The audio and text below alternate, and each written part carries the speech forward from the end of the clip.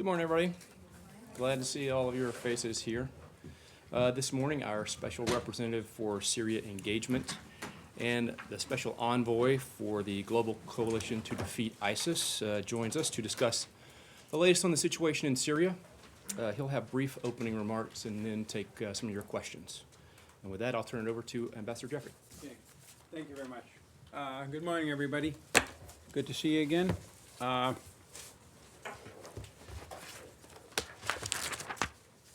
I'll do both Iraq from the standpoint of the coalition to defeat Daesh, which is one of my responsibilities, and Syria.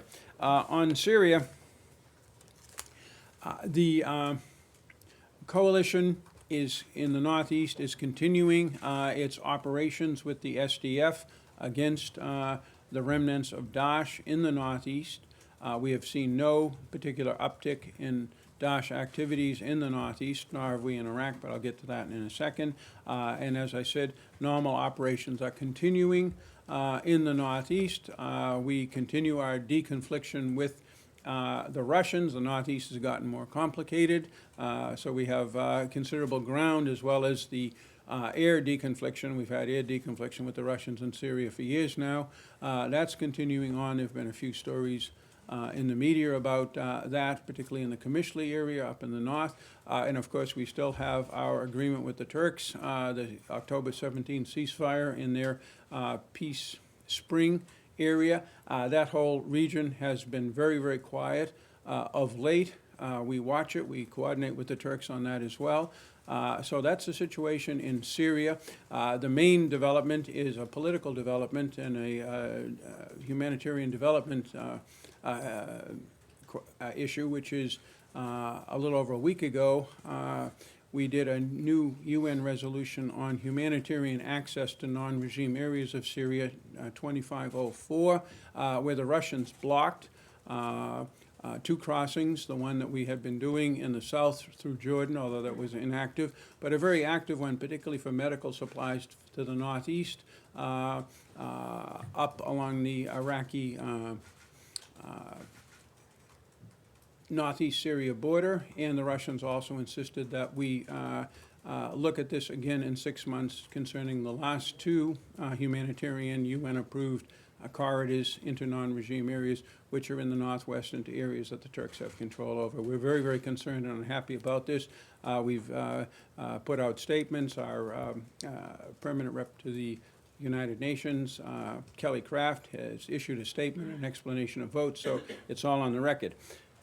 In terms of Iraq, there was just a briefing in the Pentagon, or I mean, this may have been in the field, by the Deputy Commander of CJTF OIR, General Grinkovich, on the current state of where we are in the field there, but I'll just touch on that from the political standpoint. But again, for more details, you should turn to DOD. Coalition operations have been primarily on pause in Iraq as we focus on force protection and looking into the way forward with the Iraqi government after the non-binding vote by the Council of Representatives on the withdrawal of U.S. and thus coalition forces.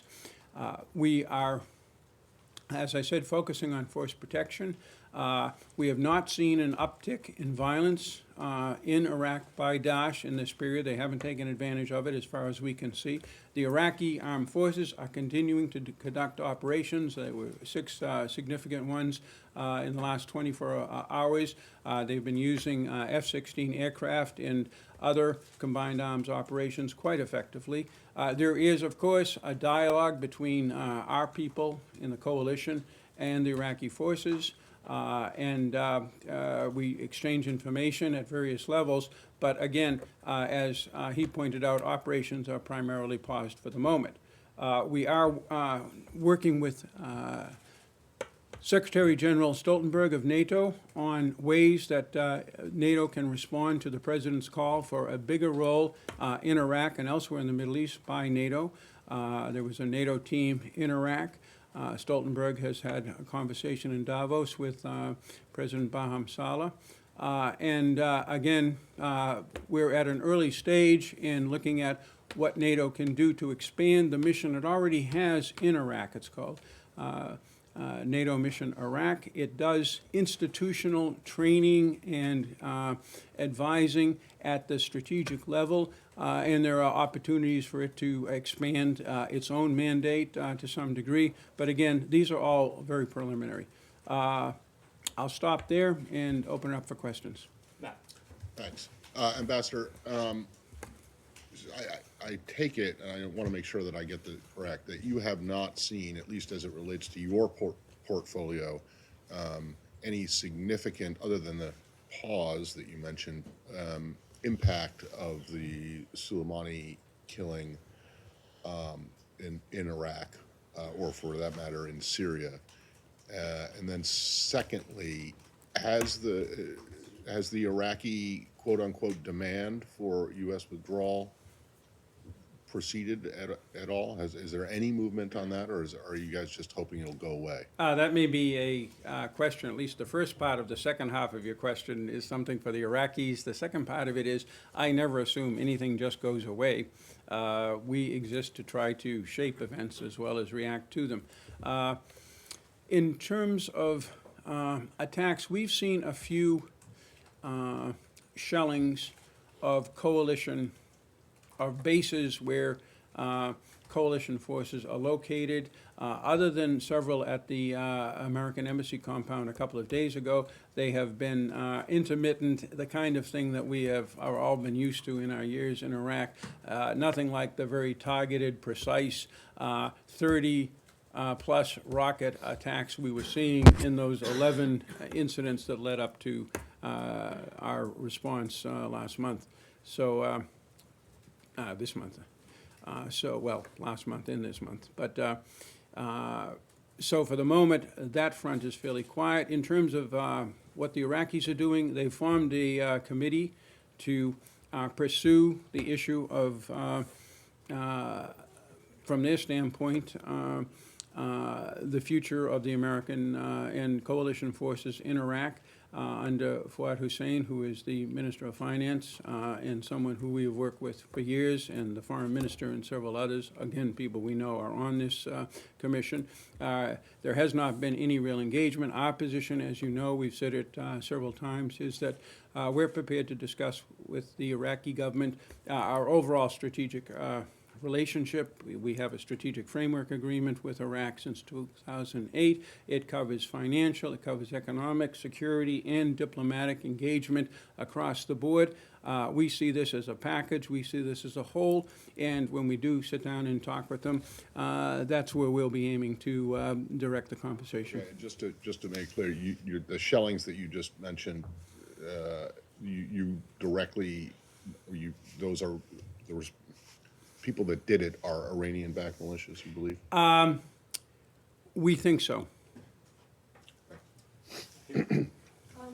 Ambassador, in the light of the Iranian attack on the military base in Iraq and the demand by the parliament for the U.S. to withdraw, can you just give us an idea about your coordination with other coalition countries? Because I believe they signed different agreements with the Iraqi government. Are you worried that the coalition might unravel in the light of this attack, that some countries might withdraw? Not at all. The coalition members, we've been in touch with many of them. They believe in the mission of defeating Daesh. No one thinks, and we've covered this many times here since last March, no one thinks that just with the demise of the physical caliphate that Daesh is finished. There's somewhere between, and you've seen various numbers, I'll throw out one, 14 to 18,000 Daesh fighters active between Syria and Iraq. They are under control in the northeast. They have shown in the past some reconstitution in Iraq, particularly in the area of Diyala and Kirkuk provinces, and to the south of the Euphrates in areas where the Syrian regime should be responsible but largely is not. They've been quite active. So we are concerned, as is the coalition. The coalition, as I said, is absolutely committed. We had a ministerial here, you'll remember, in November to focus on the situation in the Northeast, which, thanks in part to the ministerial and to other efforts, has become stabilized, and thus their de-ISIS, the fight against Daesh, is going on, including with the coalition participation, without any real change. So that's a good news story. In terms of the coalition in Iraq, we'll be meeting at the political directors level in Copenhagen. This is a pre-planned meeting, but of course the major subject will be how we go forward on the fight against Daesh. What are the options in responding to the concerns of the Iraqi government? But again, the coalition is very, very much committed to this mission. It's a very popular mission, not only in the United States, but throughout the coalition members who are involved, which is mainly Europe and countries such as Australia and New Zealand. Okay, let's go back to Michelle. Yeah. Thank you. You were in Erbil recently, and I wonder if you can talk to us a little bit about, are you in discussions with local authorities there about maintaining U.S. troop presence regardless of what is decided in Baghdad? And then secondly, since President Trump again raised the issue of oil yesterday when he was meeting with the Iraqi Kurdish leader. Oh, I'm so surprised the oil question came up. Yes. That's, Is the U.S. controlling the oil in Syria? Okay, let's start with Erbil. You saw that as part of our long-standing high-level contacts with the Kurdistan region of Iraq, President Trump met with the president of that region in Davos, and I believe there was a statement. But in terms of the U.S. presence in Iraq, that is an issue between the United States and the government of Iraq, Baghdad. It is based upon a 2014 exchange of notes between us and the Foreign Ministry that provides the legal presence of the United States as part of the coalition to defeat Daesh inside Iraq. That is where we are on that issue. In terms of the oil, again, our priority is to keep the oil out of the hands of Daesh. You know that there was a major campaign by the coalition back in 2015, 2016, to deal with Daesh's hundreds of millions of dollars that they were earning from those oil fields in the Northeast. We helped the SDF take control of them. We're now helping the SDF continue to secure them and to use the proceeds of them to maintain security in the Northeast in support of the fight against Daesh. That's where we've been, and that's where we are, and that's where we're going to be. Thank you, Ambassador. Do you have any idea of how long the ISIS operations will stay on pause in Iraq? And do you have an assessment on how long they can stay on pause without harming the ISIS fight on the long term? Okay. One, so far they've not. Two, obviously, we're not keeping thousands of Americans and thousands of other coalition country troops in Iraq without doing something. That is, we have a mission. It's an important mission. The mission is much wanted by the Iraqi military and by, we believe, most Iraqis. And many of you will hear that when you talk to them. And thus, over time, obviously, there is a possibility of a degradation of the effort against Daesh if we're not able to do the things that we were doing so effectively up until a few weeks ago. That's the second part of your question, but you had something at the beginning. And when do you think you can resume this operation? Oh, yeah, Any idea, any that's the one I schedule, wanted to any- forget because I always hate to put a date on anything. We'll see. It's dependent upon two things. First of all, the Iraqi government has a say in how they cooperate with us, obviously. But remember, the focus of our forces right now is force protection. They suffered first 11 quite serious attacks from Iranian-supported militias who are, by and large, parts of the Iraqi security system, then the assault on the embassy, then the two Iranian long-range intermediate missile strikes on our forces in Erbil and Ali al-Assad. So in a situation like that, obviously the commanders are going to focus, as they have so successfully, on force protection, and as the threat diminishes, they'll review that. Ambassador, what is your assessment of the candidates who are the names that are being floated about for the next prime minister of Iraq, and how strong each of their ties are to Iran? That's, of course, a question for the Iraqi people through their constitutional processes, which we support and, as you know, expended a lot of blood to try to maintain. It's their decision who they will have to lead them. As you know, there is a major popular movement in the streets to put pressure on the Iraqi political system for new governance that is less dependent or subservient to Iran.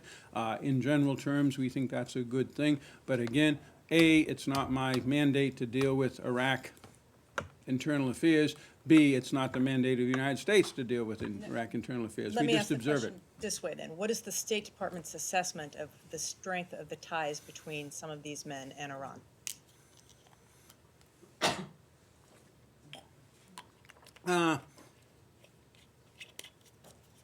We take a look, obviously, at anybody in any country who is in the running for a senior position in terms of what we can expect from that person on the U.S. country X portfolio and where that person is on a lot of other issues that are of concern to us. We do that. That's classic diplomatic reporting. It's a big mission for our embassy in Baghdad and for any other embassy. But I want to differentiate between us knowing what's going on to the extent we can and us trying to have a role in anything. There is a huge red line between the two. Thank you, Mr. Ambassador. I have actually just a couple of quick questions. Yesterday, President Trump, while sitting with President of Kurdistan, Nechirvan Barzani, he said, quote, "I appreciate everything you have done to keep the safe zone as safe as possible." Can you please explain what role Iraqi Kurdistan has done in vis-a-vis the safe zone in Syria? And also, today, Nechirvan Barzani in Davos, he said resurgence of ISIS is a serious problem. Do you share his assessment? Thanks. The risk of the resurgence of ISIS is a very big problem. As I said, we have emphasized that ever since the physical caliphate was defeated along the Euphrates in March of last year.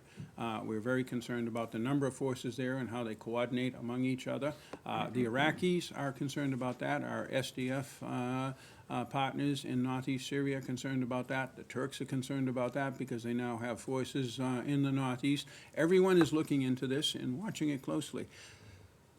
The first. Yeah. How's that?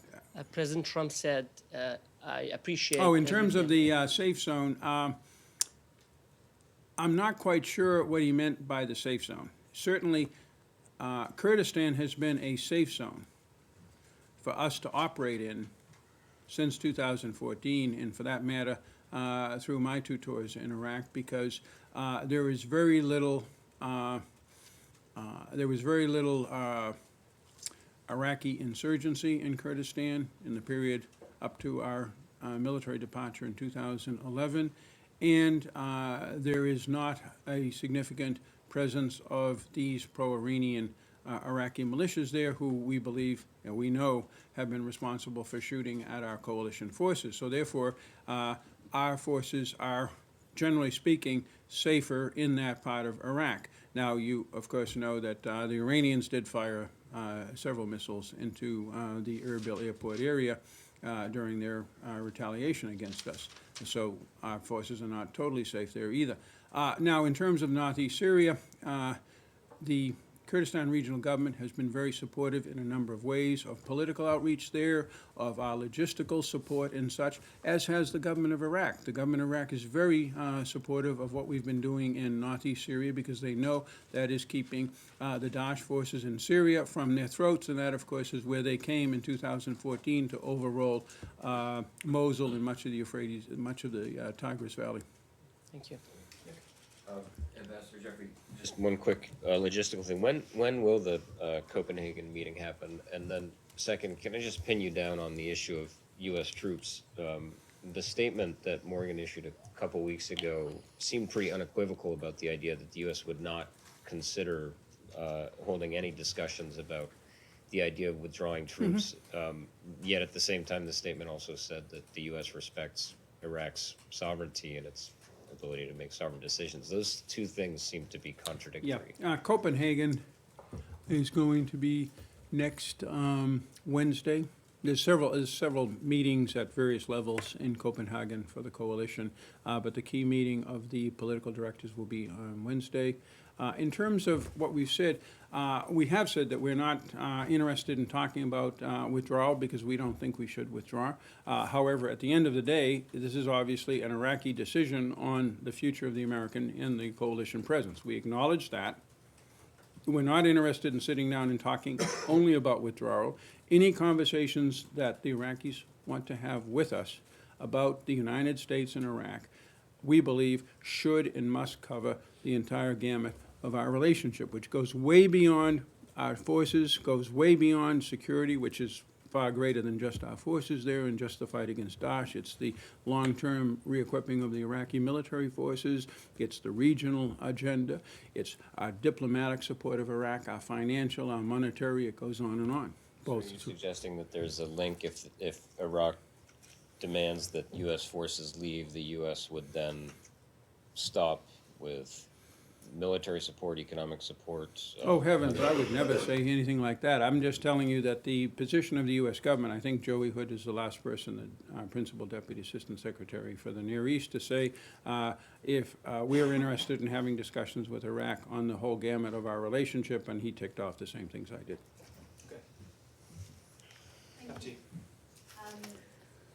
Keeping on the US troops, do you envisage any reduction in numbers of US troops or potentially a rehatting under the NATO badge? And second question, if I may, are you getting any traction in eliciting support from the Europeans for Caesar Act measures in Syria?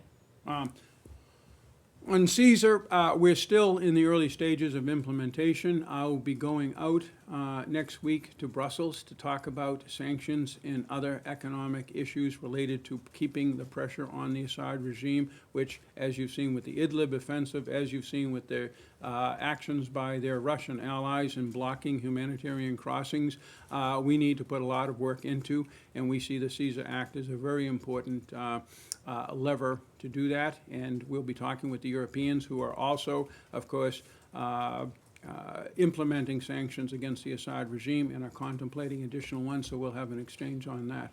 And then your first question was? Maybe reducing troops in Iraq or Yeah, rehatting that's under another one NATO? I wanted to duck, and thus pushed it from my memory. I would say that at any time, the commander in the field is evaluating what his or her mission is and the forces available troops to task. And that's under review. It's been under review for some time, way before all of these things that we're here talking about and have been talking about for the last several months came up, starting, say, with the October 9th Turkish incursion. The CJTF was looking at moving to various phases because in counterinsurgency or similar operations, there were various phases they were looking to develop. But by and large, we're planning on continuing, assuming all goes well with the Iraqi government, a very similar coalition operation into the future. Now, NATO is looking at, and we are working with them on that, of course, as a NATO member state and also the country whose commander-in-chief / head of state proposed that NATO do this, on how NATO could play a bigger role. NATO, of course, involves not just U.S. troops usually, but it also involves most of the same countries who are now in the coalition. So there may be a shift between, at some point, hypothetically, between the number of forces under the NATO rubric and the number of forces under coalition. But this is all hypothetical now. It's a very early stage in the discussions. You mentioned something in passing. I wondered if you could elaborate on it because it was new to me. That the Iraqis had formed a committee, the parliament had formed a committee to pursue the question of the presence of U.S. forces, and it was under that Fuad Hussein was the head of this committee? No, this isn't the parliament, this is the Iraqi government. The Iraqi The parliament, to go back, the parliament passed a non-binding resolution. The agreement we have to be present in Iraq as part of the coalition is not with the Iraqi parliament. Unlike the 2008 SOFA agreement, or the security agreement, which was passed by the Parliament.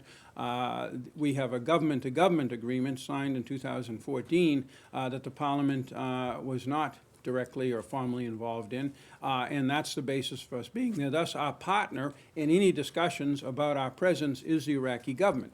To carry out those discussions, when and if they occur, the Iraqi government has formed this committee. And under Fuad Hussein, the chair. Right. And did the president's discussions with Barham Saleh have any impact on this issue yesterday? I haven't seen a detailed readout. The fight against Daesh and the role of Iraq and the United States, including the Kurdistan Regional Government in that fight, is almost always a part of any conversation we have with any Iraqi. Okay, time for one more. Michael. Ambassador, as you noted early on, there have been some deconfliction challenges in northeast Syria with the Russian and American forces on the ground. And there have been reports that Americans and Russians have blocked each other's access and that U.S. forces blocked the Russians from driving into an oil field. My question is, what actually happened in that episode? Has this been resolved entirely within the military deconfliction channels, or has it become a bilateral U.S.-Russian issue? And is there any effort to bring in international oil companies or experts to improve the oil fields that the U.S. is now safeguarding? The Syrian Democratic Forces, specifically the Autonomous Administration of Northeast Syria, manages these oil fields, and they manage any efforts to try to figure out ways to update, modernize, or expand these fields, and it's probably better to talk to them.